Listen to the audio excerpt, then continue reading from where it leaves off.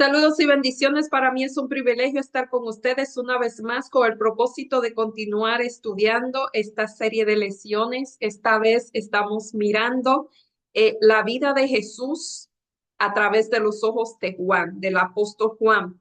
Y hemos visto cuán interesante este personaje. eh, Vamos a ver, a los a las personas. O sea, la semana pasada podía haber sido una lección muy controversial para muchos, comparar a una mujer que es tenida en poca, o sea, de una reputación dudosa, compararla con una persona como Nicodemo, que era muy estimado, eh, y como estos escritores lo ponen en el mismo, o sea, ponen su necesidad en el mismo nivel. Todos necesitamos de Cristo, es la gracia de Cristo lo que nos salva, no son nuestros méritos, es todo lo que quiere decir. Está dando una esperanza de salvación, no por méritos propios, sino a través de las gracias. Y esta semana vamos a estudiar una lección también muy interesante, pero antes de continuar vamos a pedir la presencia del Espíritu Santo por medio de la oración. Oremos. Amado Padre que estás en los cielos, alabado, glorificado, bendecido sea tu nombre por siempre. Estamos muy agradecidos porque en tu infinito amor, Señor, tú nos das la gracia a través de la cual Señor, obtenemos no solamente la salvación, sino la transformación de nuestra vida. También te damos gracias por el tiempo que tú nos das para compartir esta lección de escuela sabática con las personas que sacan también de su tiempo para acompañarnos todas las semanas. Te pido una bendición muy especial por cada una de ellas, que tu Santo Espíritu, Señor, repose sobre cada uno y que tú abras sus mentes, su entendimiento para que puedan entender las cosas que tú nos quieres enseñar. También quiero pedir también el Espíritu Santo, Señor, al momento de grabar esta lección, que no sean mis palabras, siempre las tuyas. Todo te lo pedimos en el nombre y por los méritos de Jesús. Amén. Como dijimos, estas lecciones han sido muy interesantes y el enfoque que le está dando esos escritores me parece más interesante aún. Eh, y aquí esta semana ya vamos por la lección número 6, increíble pero cierto, más testimonios acerca de Jesús. Vemos que el apóstol Juan llama a los milagros forma de testificar, o sea, son eventos que testifican que Jesús era el Mesías. Y esta semana el versículo para memorizar es uno muy conocido. Y cuando yo sea levantado de la tierra, a todos atraeré hacia mí.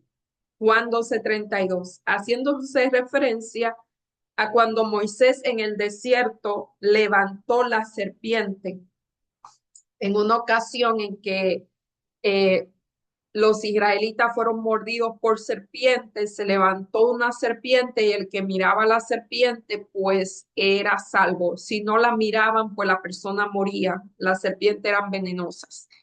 Y este Juan está haciendo una comparación entre esa serpiente y Jesús. Cuando Jesús fuese levantado de la tierra, atraería a todos hacia sí mismo. Jesús era el imán, eh, dando a entender también que Jesús no era un rey como se esperaba, sino que era eh, que él iba a morir, que era un Mesías que iba a morir, no uno que iba a reinar como ellos esperaban. Y Jesús no se limitó a decir cosas asombrosas de quién era o quién lo envió en su procedencia. Él también lo mostró mediante milagros y señales. O sea, él también no solamente habló, sino que accionó.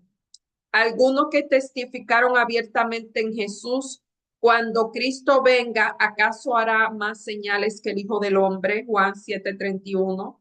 En efecto, él respaldó todas sus palabras con acción, o sea, era una persona coherente. Y eso era lo que realmente atraía de Jesús, porque los escribas y fariseos también hablaban un montón de cosas. Ellos decían muchas cosas, pero no había coherencia en sus palabras. Jesús hablaba y hacía. Eso hacía que las personas creyeran en él. Pero a medida este hombre lo llama el drama cósmico, todos somos parte de un drama cósmico. Comienza una división entre la gente y fíjense que en el estanque de Bethesda, el hombre que fue sanado estaba contento, estaba feliz porque fue sanado luego de 38 años, pero los escribas y fariseos se airaron. Cada vez que Jesús hacía algo, habían dos bandos, uno estaba molesto y otro estaba contento, uno creían y otro ese espíritu de incredulidad aumentaba. Aquí en la alimentación de los 5,000 vemos que habían también eh, hostilidad. Eh, o sea, esta gente rechazaron a Jesús porque no eran el rey que ellos esperaban. En el caso de la resurrección de Lázaro, la hostilidad fue en aumento porque esta gente no solamente se airaron contra Jesús, sino que planificaron matarlo. Y la lección de esta semana vamos a ver testigos o más personas que dieron testimonio a favor de Jesús. En cada uno de los incidentes vamos a ver aspectos de quién era realmente Jesús y crean una visión más profunda de Jesús como Mesías. O sea, nosotros estamos conociendo a Jesús como persona, lo que él hacía y cómo él realmente se comportaba frente a los diferentes eh, escenarios que aparecían, o sea, sobre las diferentes situaciones, cómo él resolvía esas situaciones, cómo se enfrentaba, eso es. Y vamos a ver el primer personaje, Juan, pero esta vez es Juan el Bautista. Fíjense que Juan habla de Juan el Bautista en diferentes ocasiones aunque él ya había cumplido su misión, él no desapareció rápidamente, sino que fue paulativamente, como dijimos la semana pasada. Y esta vez, este episodio lo encontramos en el libro de Juan 3, 25 al 36. Dice que hubo una discusión entre los discípulos de Juan acerca de la purificación, lo de Juan y los judíos.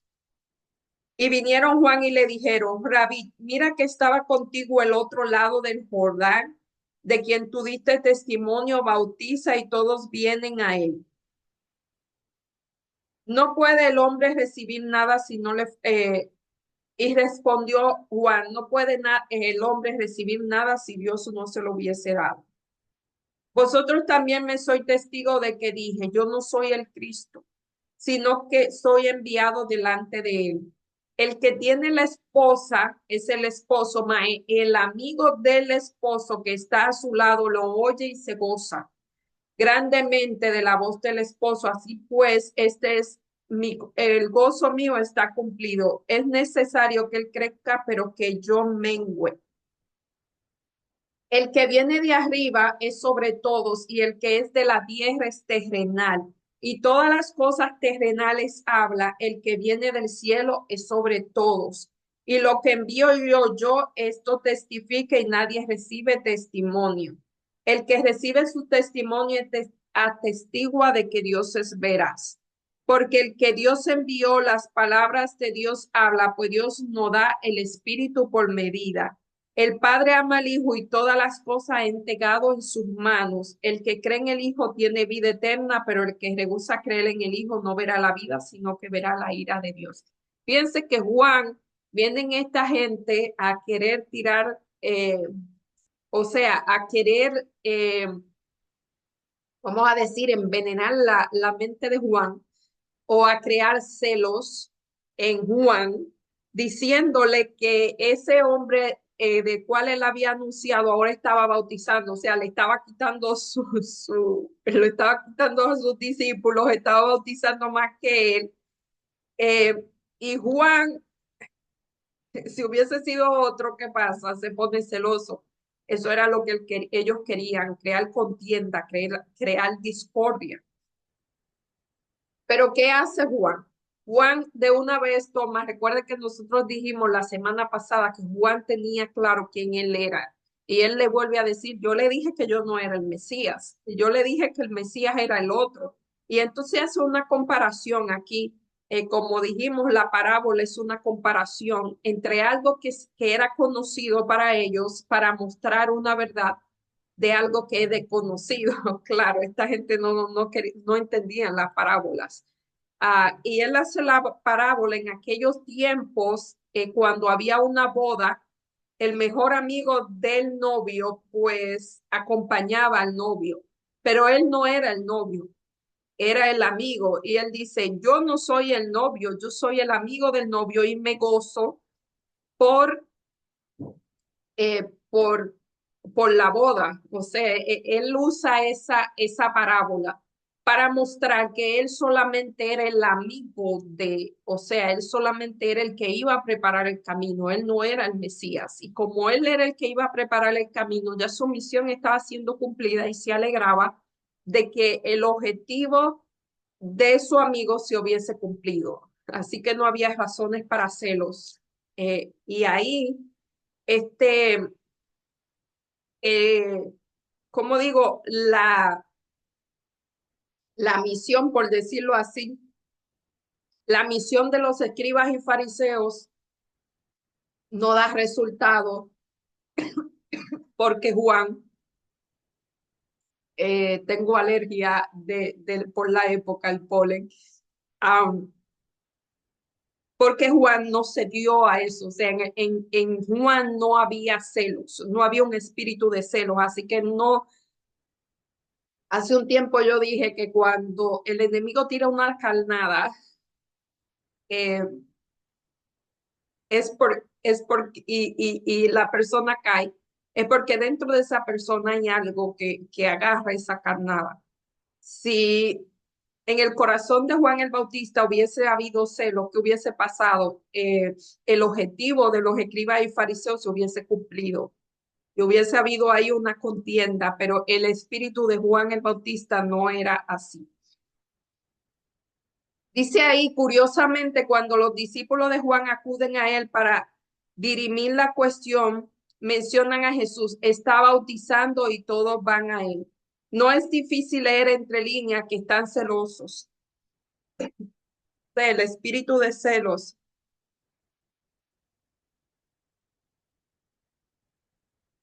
Eh,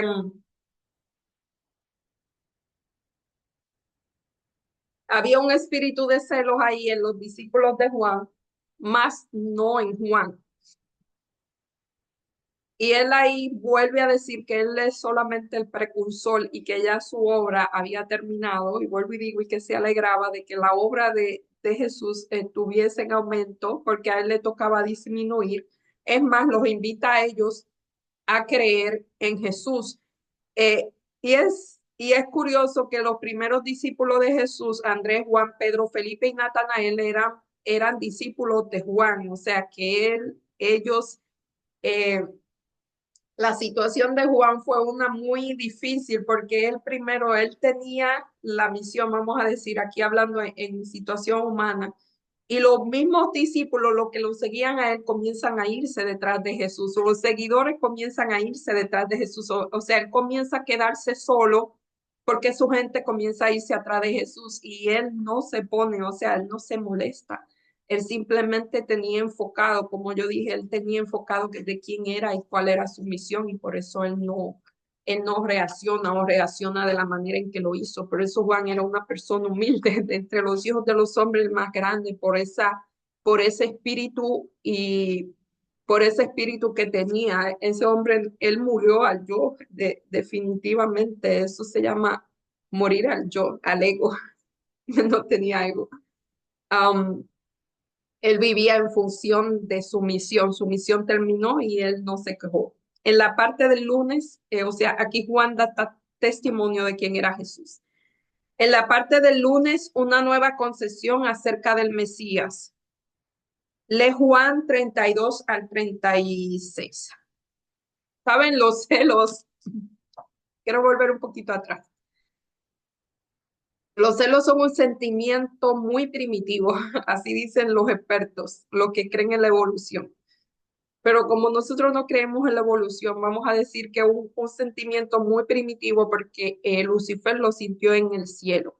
Y porque también los seres humanos, eso viene de cuando los seres humanos, nosotros somos muy niños, eh, que nuestros cuidadores primarios, cuando yo digo cuidadores primarios, es porque hay niños que sus padres no son sus cuidadores, que lo cuida otra persona o lo cuida un familiar, lo cuida, no sé, pero eso lo llamo cuidadores primarios, porque no siempre son los padres.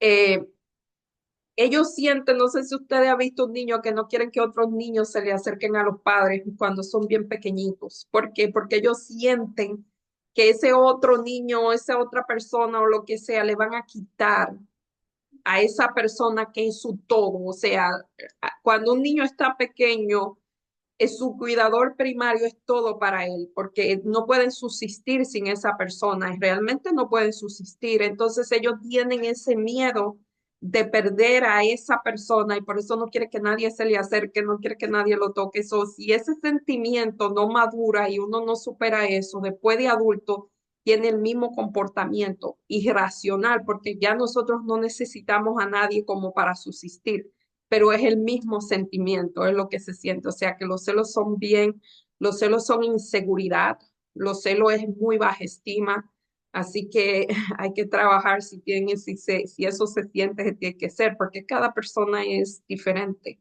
Eh, termino mi speech, que a mí me encanta todo eso, de dónde vienen las cosas. Y ahora vamos a seguir.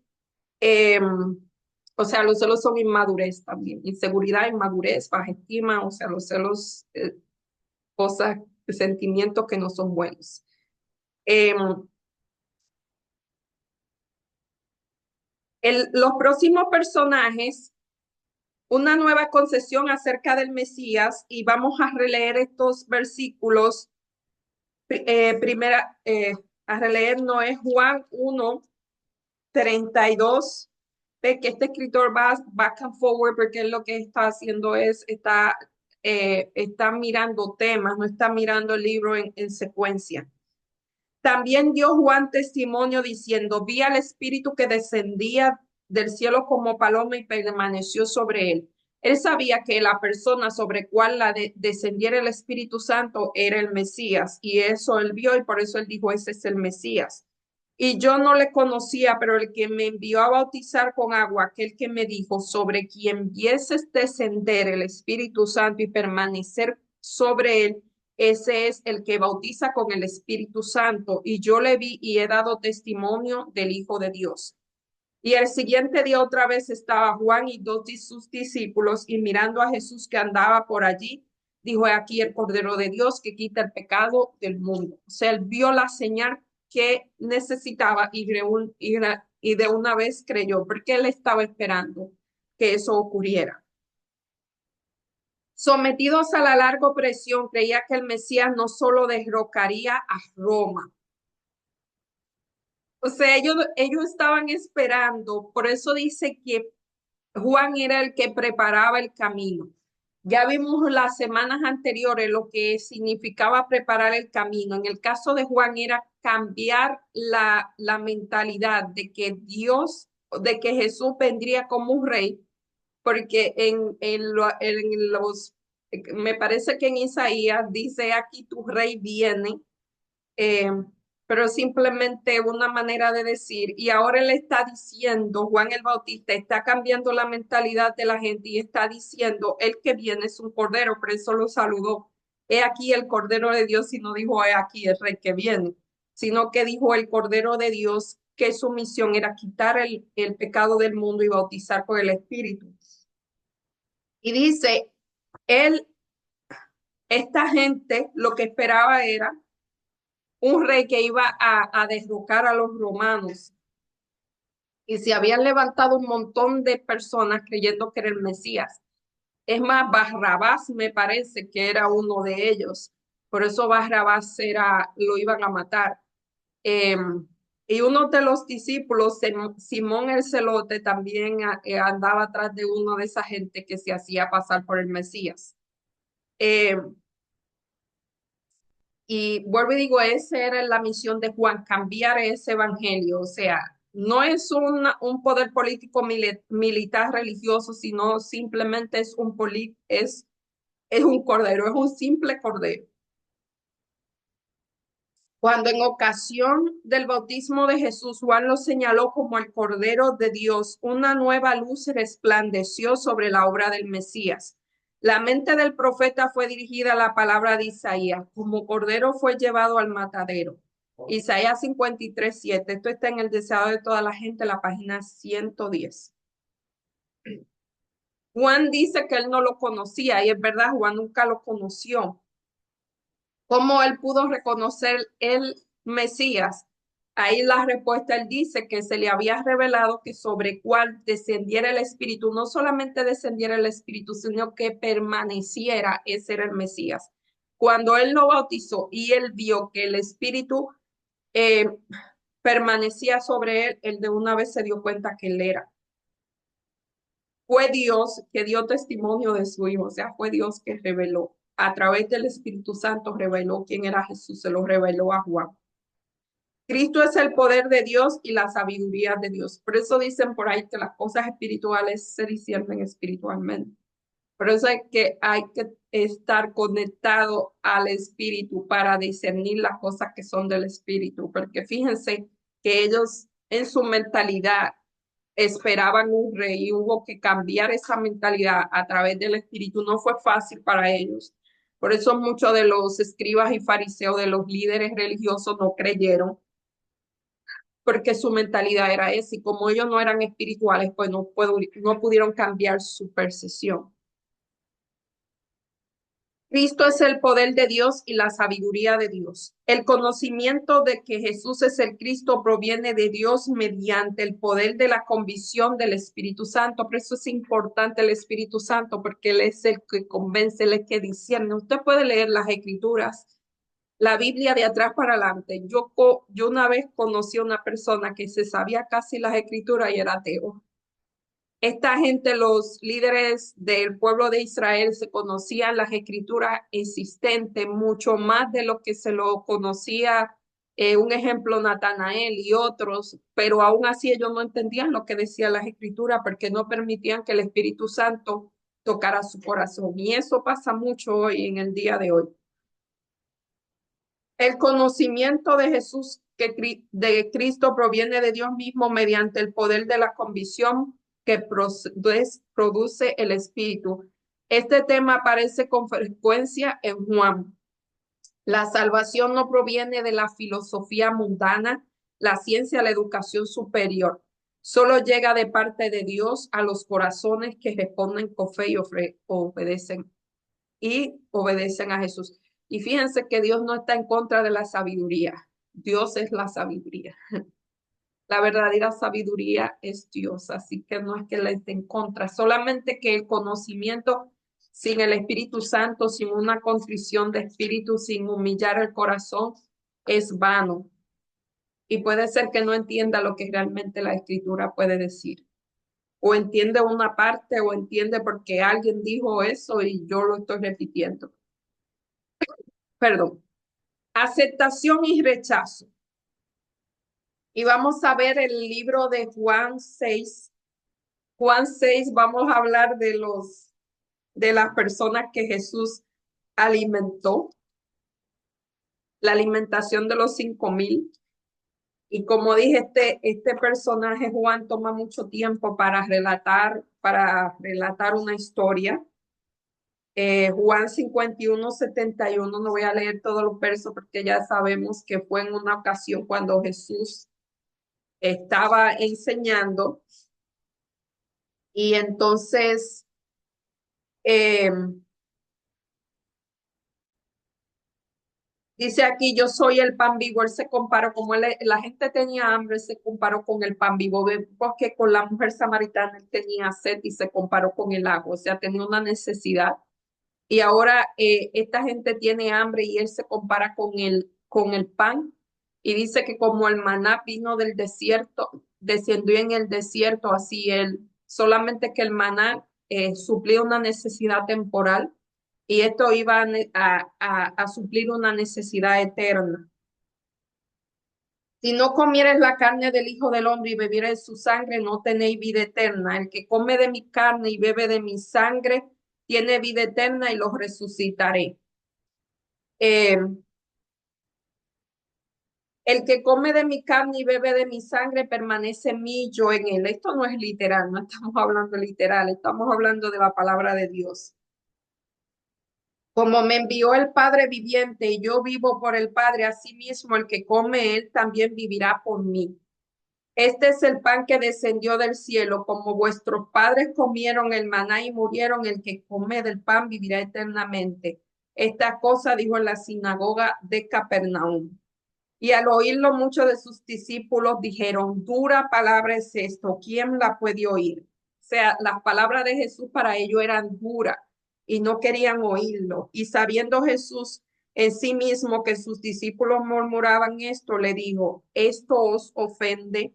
Pues que si veréis el Hijo del Hombre subir ahora donde estaban primero, el Espíritu es el que da vida, la carne para nada aprovecha. La palabra que yo hablo del Espíritu y son vida, pero hay algunos que vosotros que no creen, porque Jesús sabía desde el principio quién era, que no creían y quién habían de entregar. Y dijo, por eso digo que ninguno puede venir a mí y no andaban con él. O sea, desde ese tiempo, algunos lo rechazaron, dejaron de seguir a Jesús. Cuando Jesús le habló lo que era, lo dejaron de seguir porque ellos lo que estaban era detrás del poder terrenal. Y aquí dice que después de la alimentación de los 5,000, esto fue después de la alimentación de los 5,000, que él dijo que él era el pan de vida, o sea, él explicó quién realmente era, le abrió los ojos a la multitud, que él no sería un rey terrenal, o sea, él no encajaba en el orden, ellos querían coronar los reyes, él no lo permitió. Y entonces muchos lo dejaron de seguir. Cuando alguien ve que muchos retroceden y cuestionan sus principios, eso resulta naturalmente desalentador. Al ver la multitud marcharse, Jesús pregunta a su círculo íntimo, los 12, si quieren irse también. Y Pedro le da una sorprendente respuesta. ¿A quién iremos, Señor? Si solamente tú tienes palabra de vida eterna y nosotros creemos y conocemos que tú eres el Hijo del Dios Santo. Juan 68-69, sorprendente, ¿no? O sea, eh, cuando una persona tiene una nueva idea como Jesús, unos nuevos conceptos, o sea, está contra todo lo establecido como hizo Jesús, es desalentador cuando la persona pues hace lo que hicieron, lo dejaron de seguir, lo abandonaron. Era descorazonador o desalentador, pero no Jesús, porque Jesús, él estaba seguro de lo que estaba diciendo. Por eso es importante nosotros tener seguridad de lo que decimos o hacemos, porque en el camino muchas veces mucha gente, los otros días estaba escuchando un tema que decía que toda persona que ha tenido una visión nueva ha tenido que andar solo porque la visión es de esa persona y las otras personas no le van a creer. Y son cosas tan sencillas como ejemplo, la gente que inventó, me viene a la mente el que inventó el teléfono, Alejandro Graham Bell. Ese hombre le dijeron que él estaba loco le quisieron comprar su invento como si fuera un juguete de niños y ya sabemos lo que es el teléfono. Los hermanos Wright, lo que inventaron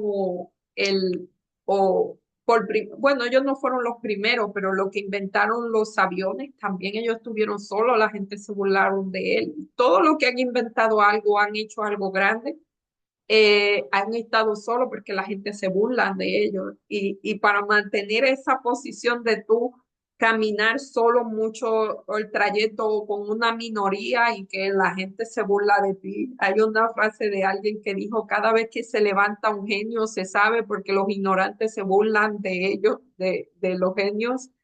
Eh, Eso fue lo que pasó con Jesús. Por eso nosotros cuando mantenemos una posición debemos estar seguros de lo que estamos haciendo, eh, y no descorazonarnos porque la multitud no nos sigue. La multitud nunca nos va a seguir. Es más, es un mal indicio de que todos lo sigan, porque nadie sigue. No, cuando hay algo nuevo, no todo el mundo lo sigue.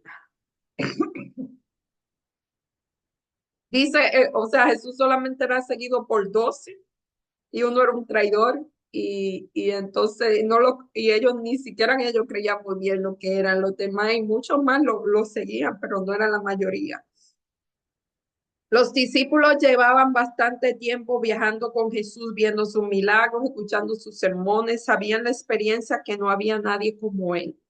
Se apoderó de ellos la convicción de que por insólitas que fueran algunas situaciones y por que muchos todavía no comprendían acerca de él, o sea, este hombre es un maestro de Israel, y los líderes de Israel no lo aceptan. Eso era muy descorazonador. O sea, los expertos en las escrituras no lo aceptaban a él, pues eso era razón suficiente para descorazonarse, para que él se descorazonara, y los discípulos también. Así que eso era una cuestión de convicción y de fe.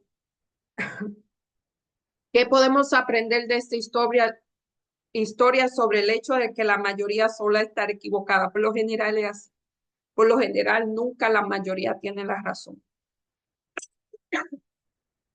Hay una pastora que yo escucho que dice que cuando usted tiene algo espiritual, no lo consulte con personas que no sean espirituales porque no le van a dar buenos consejos. Así que es mejor mantenerse callado en ciertas situaciones. Y en cierta buena vivir, digo, cuando hay una nueva, o sea, cuando hay cosas así, es mejor quedarse callado.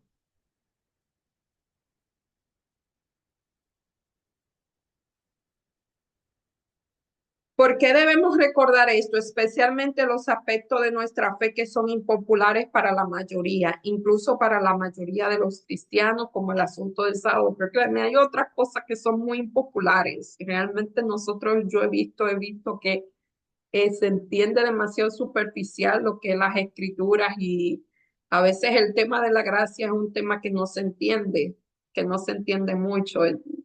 Hay muchas cosas todavía que no se entienden, y yo sé que hay otras que todavía no se van a entender aún más, así que es mejor, es mejor usted orar y estar en contacto con su Dios y actuar.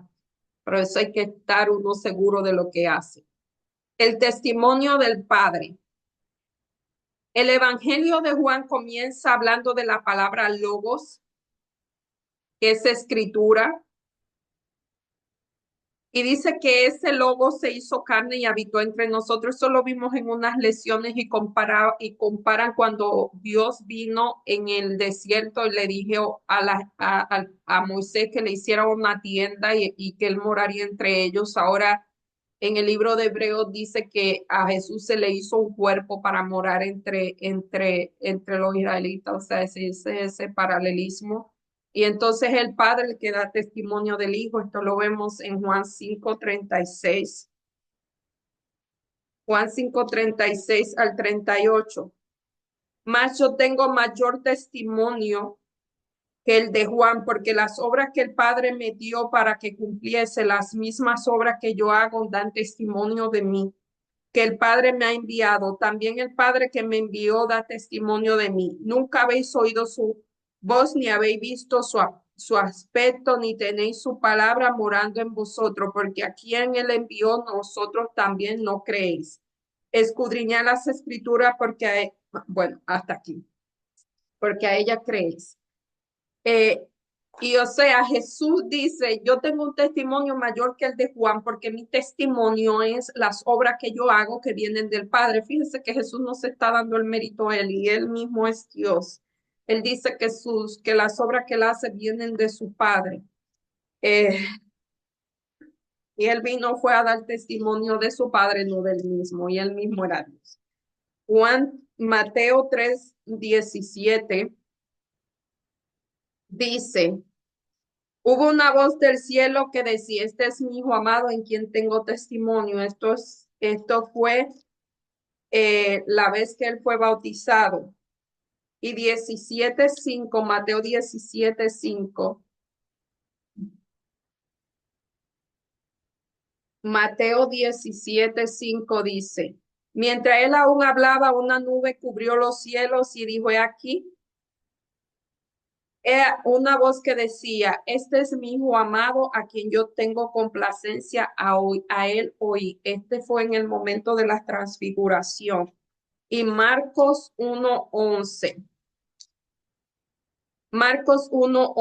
y vino una voz de los cielos que decía, tú eres mi hijo amado, en ti tengo complacencia. Esto es el bautismo. Y así siempre, en momentos claves, el Padre se aparece y da testimonio de Jesús. La última vez fue cuando él murió. Eh, En el bautismo de Jesús, el Padre y el Espíritu Santo se unen. El Espíritu Santo vino como paloma, descendió por él y la voz del Padre se oyó y dijo, este es mi hijo amado en que tengo complacencia. Pero en un momento crucial del ministerio de Cristo, el Padre vuelve a hablar, esta vez según consta en el Evangelio de Juan. Las cosas estaban llegando a un punto culminante en los últimos días de este ministerio y los líderes religiosos incapaces de detenerlo, Juan 12:19, querían verlo muerto ahora más que nunca. Las multitudes estaban muy entusiasmadas por él, sobre todo porque cada vez más gente lo seguía a oír el testimonio de quienes vieron resucitar a Lázaro. Incluso los griegos que estaban allí en la fiesta querían ver a Jesús. A respuesta de la palabra de Jesús en Juan 12:28, Padre, glorifica tu nombre. El Padre vuelve a hablar desde el cielo, lo he glorificado y lo glorificaré otra vez. Como hemos visto, la gloria de Dios en la cruz, um, y en la cruz otra vez se glorifica. O sea que esa fue en la última ocasión que él lo hizo. Así que eso fue lo que pasó. El testimonio de la multitud en la parte del jueves. Y dice, el último gran día de la fiesta, Jesús se puso de pie y exclamó, si alguno tiene sed, beba de mí. Otra vez se compara con el agua como con la mujer samaritana. El que cree en mí, ríos de agua viva brotarán de su corazón. Juan 7:37 al 38. Juan había registrado en numerosas ocasiones las declaraciones acerca del mismo, de quién era y de a quién había venido a ser. Las líneas citadas anteriormente, Juan 7:37 al 38, son ejemplos de lo que Jesús afirmó acerca del mismo y de lo que haría en favor de aquellos que acudieran a él. Las declaraciones son sorprendentes. Fíjense que mucha gente de lo que creen en lo mismo que usted cree, a veces gente que se supone que no relaje con esas cosas, em, no tienen el conocimiento tan profundo. Un ejemplo de la semana pasada, lo de la mujer samaritana, donde se decía que esa mujer eh, llenaba el vacío que solamente Dios puede llenar con maridos. Y yo decía que hay personas no solamente con eso, se llena con diferentes cosas y hay personas que se burlan de esa situación, o sea, que no entienden esa gran realidad. Eso es lo que pasa y ha pasado. No, o sea, no entienden algunas profundidades y se burlan y eso fue lo que hacían Jesús. Cuando Jesús decía que él era el pan, que él era el agua, la gente se reía, se burlaba de él porque no entendían. Cuando él decía que era el vino, todo eso era causa de burla porque no entendían. Eso pasa en nuestros días y ya ha pasado un montón de años. Algunos dijeron que era el profeta anunciado por Jesús. Otros pensaban que Jesús era el Cristo. Pero esto suscitó el argumento de que el Mesías no vendría de Galilea, que debía ser descendiente de Jesús y que tenía que nacer en Belén, porque Jesús, aunque fue criado en Nazaret, una región de Galilea, me parece, ahora no sé si estoy fallando, él nació en Belén, o sea, él se crió en Nazaret, pero él nació en Belén y él realmente era descendiente de David, Y muchos parece que no lo sabían, porque quizás él pasó un tiempo en Belén, luego fue a Egipto y solamente sabía que habían crecido en Nazaret. Incluso los oficiales que lo arrestaron quedaron perplejos ante él y su elocuencia, o sea, la forma en que hablaba, la profundidad de lo que él decía, que muchos de los entendidos no lo entendían. En el caso de Nicodemo, cuando él le dijo, tiene que nacer de nuevo, Nicodemo no sabía ni lo que le estaba diciendo, y Nicodemo era un maestro de la ley. Así que esa profundidad era la que tenía Jesús. Vuelvo y digo, todavía hay muchas cosas que uno dice y no se entiende. Eh, por eso no debe estar seguro de lo que cree, porque va a encontrar oposición hasta de las personas que uno menos cree. Eh, esta pregunta de los fariseos dio a Juan la oportunidad de convocar nuevamente el testigo de Nicodemo, quien trae que tras su encuentro, él procuraba desde el Sanedrín proteger a Jesús, o sea, de las maquinaciones de sus iguales, de sus pares. Juzga nuestra ley a un hombre sin oírlo primero y sin entender lo que ha dicho Juan 7:58. Ese fue el argumento de Nicodemo. Aceptó Nicodemo a Jesús como el Mesías, aunque su intervención en favor de Jesús ante el Sanedrín no es suficiente para afirmarlo. Tan acción es sumada a lo que hizo en su muerte. En Juan 19:39 al 40 es evidencia sólida. Él junto a José de Arimatea, pues pidieron el cuerpo del maestro. Y la respuesta a la pregunta de los fariseos Juan 7:48 fue si uno de los fariseos creyó en él, que se cree que era Nicodemo y entonces se menciona por nombre a José de Arimatea. ¿Qué decían los líderes que mostraban su destén por las masas que seguían a Jesús? ¿Qué lección extrae sobre ellos? Juan 7:49. Vuelvo y digo, muchas veces hay cosas que usted va a entender y hay personas que son muy letradas que no lo van a entender. Y se va a burlar de esas cosas. Por lo general, la gente se burla de lo que no entiende.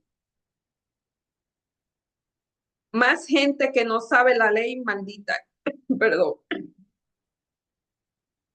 dice, más esta gente que no sabe la ley maldita es. Les dijo Nicodemo, el que vino a él de noche, el cual era uno de ellos, perdón. ¿Busca acaso nuestra ley a un hombre si no, sin primero no le oye y sabe lo que ha hecho? Y les respondieron, ¿eres tú también Galileo? O sea, tú también eras uno de ellos. Escudriña y ve que de Galilea nunca se ha levantado profeta. O sea, como de Galilea no se había levantado profeta, no se podía levantar un profeta. Pero sí, Nicodemo aceptó a Jesús y trató de defenderlo. El problema es que se mantuvo con ellos. Eh, pero, o sea, él mantuvo su convicción. Eh, en la parte del viernes, los maestros de Israel eran esclavos del formalismo. Los fariseos y los saduceos estaban en constante contienda, o sea, ellos se peleaban entre sí, el bando de los fariseos y el bando de los saduceos, porque también tenían creencias diferentes. Los fariseos eran conservadores y los saduceos eran los liberales y se peleaban entre ellos, pero se unieron para matar a Jesús. Y entre los hombres ambiciosos que buscaban su propia, que eran personas que se aferraban a la ceremonia, a los ritos, o sea, a la ceremonia, a los ritos sin sentidos, a los que veían solamente la letra de la ley, a los que usaban, a los que para defender a la ley eran capaces de matar a una persona. Eh, no solo de matarla, sino conspirar, comprar la confianza de una persona, hacer que una persona lo traicionara, o sea, hacer todas esas cosas para defender a la ley. quebrantar la ley para defender a la ley. Ve, así era que no entendía. Los discípulos habían encontrado más paz y gozo desde que habían aceptado a Cristo en su vida anterior, aunque ellos no entendían lo que Jesús, aunque ellos también pensaban que Jesús era un rey, aunque algunos de ellos lo que buscaban eran posiciones y con razón, si dejaron todo y ellos eran los que andaban ahí con Jesús, o sea, pasando trabajo, pues era lo lógico que ellos tuvieran posiciones, pues aún así ellos tenían más paz y gozo, por lo menos lo seguían. ¿Cómo podían volver a aquellos que habían depreciado y seguido y perseguido al amigo de los pecadores? Habían estado buscando durante mucho tiempo al Mesías, ahora habían venido y no podían apartarse de su presencia. Para ir a aquellos que buscaban su vida y habían perseguido por haberse hecho discípulos de él. ¿A quién iremos? No podían dejar de enseñar de Cristo sus lecciones de amor y misericordia. Por la tiniebla de la incredulidad, la iniquidad del mundo, mientras abandonaban al Salvador, muchos de los que habían presenciado sus obras admirables, pero expresó la fe de los discípulos, tú eres el Cristo. El mismo pensamiento de perder esta ancla de sus almas lo llenaba de temor y dolor. Verse privado de un Salvador era quedar a la deriva de un mal sombrío y tormentoso. El deseado de toda la gente, la página 358. Ellos, aunque todavía no creían, ellos realmente habían aprendido a amar a ese hombre al cual seguían y no podían estar fuera de ellos. Como dijo Pedro, ¿a quién iremos? Solamente tú tienes palabra de vida eterna, aunque no entendía lo que estaba diciendo todavía, pero realmente ellos lo seguían. A diferencia de los escribas fariseos, que realmente la luz del evangelio no pudo entrar en su corazón. No porque Dios se lo prohibiera, no porque Jesús se lo prohibiera, sino porque sus prejuicios eran tan grandes, sus celos, sus envidias, todas esas creencias, su orgullo era tan grande que no permitieron que la luz del evangelio entrara en su corazón. Aquí recomienda leer los capítulos de Deseado de toda la gente, uno que se llama Crisis en Galilea y en el atrio exterior. O sea, es muy interesante leer estos capítulos para complementar esta lección.